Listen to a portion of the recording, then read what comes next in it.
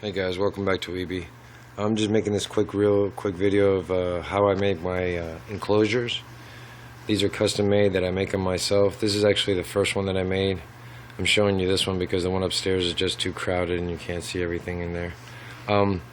This one, I'm making this video for a good friend of mine. He requested that I show him how I make my tanks.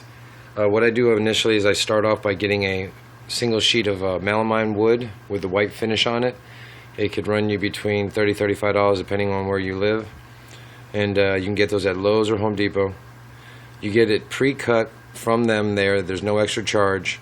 You just got to tell them what dimensions and what cuts you want.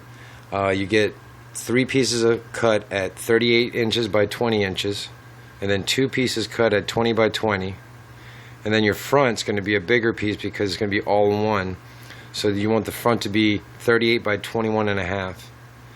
And then get you a box of screws, 2 sets of screws. You want shorter screws and longer screws, depending on how you're going to do your lighting. If you're going to use Velcro or screws, I use screws, but you could use Velcro as well. Industrial Velcro works really well. We'll go ahead and start off and show you the reason why I say the back's going to be the size as the sides of the tops and the bottom is because there's a gapping. The 3 pieces that you get that are 20 by 38, one of them is going to be your top, one of them is going to be your bottom, and the last one's going to be your back. The back's going to have that gap so you can get all your wiring through there with no problem. What you're going to do also is you're going to buy one of these fixtures right here. They have them at Walmart. They're called under cabinet light fixtures. They're only $8. They'll fit your 18-inch UVB track, Rep D Sun. And then you get yourself right at Lowe's where you get the wood. You get these little fixtures right here. They cost like $1.50 or $1.25. And then you get one extension cord, a 6-foot extension cord. You see the little brown cord? You have to hardwire these yourself. There's not that hard. The copper wire goes to the power. Basically, when you look at your extension cord, you cut off the heads. The one that has the bigger tip that plugs into the wall, follow that one back, and that's going to connect to your copper fitting, and the other one's going to be your neutral. You screw that into your top using the smaller set of screws that you're going to get with this fixture. I suggest you drill out the smaller holes that are in the middle so that way you can get a better, I guess, connection with the screws that they give. Otherwise the screws are going to go through the wood. Be careful also, you don't want to go through it unless you don't want to stack these. What I did with these is I did linoleum tiles. They're basically those self-adhesive ones that you peel off the tape off the back and you just stick them on. They're very easy to cut. That piece fell off because I didn't use any added glue because it's not good for the dragons, but oh well, it's still fine.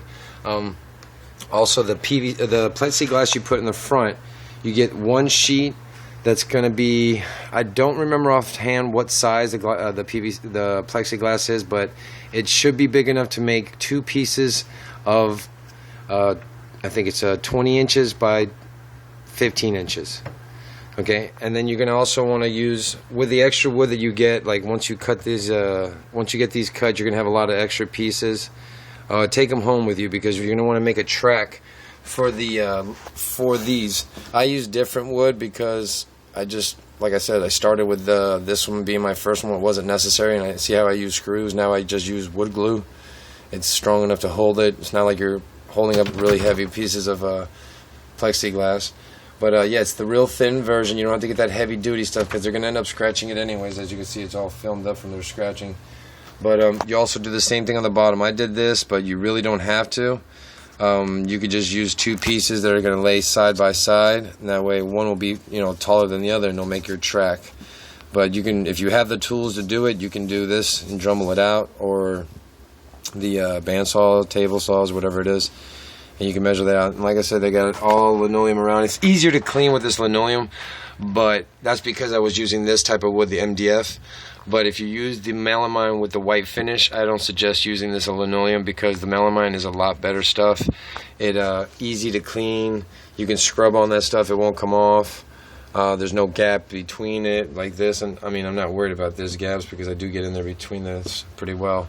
But yeah, that's it. I mean, they're pretty simple to make. All you got to do is basically have a drill, maybe a skill saw, or even somebody that might have one of the angle cuts. I'm not sure what the name of it is, but it's basically you want to be able to Dremel the front piece down. You're going to make like a 15-inch by, I say, 30. What's that? Take about 2 inches off each side, so say 32-inch. No, 34-inch opening from this point. From the front opening, you want it to be 34 inches from here to here, and then from the top to the bottom, you want it to be about 14 inches. So you give it an inch, so that way the plexiglass has half an inch on the top and the bottom to not fall forward or back. But yeah, basically that's all it is. If you have any questions, just leave your comments. Hope this helps.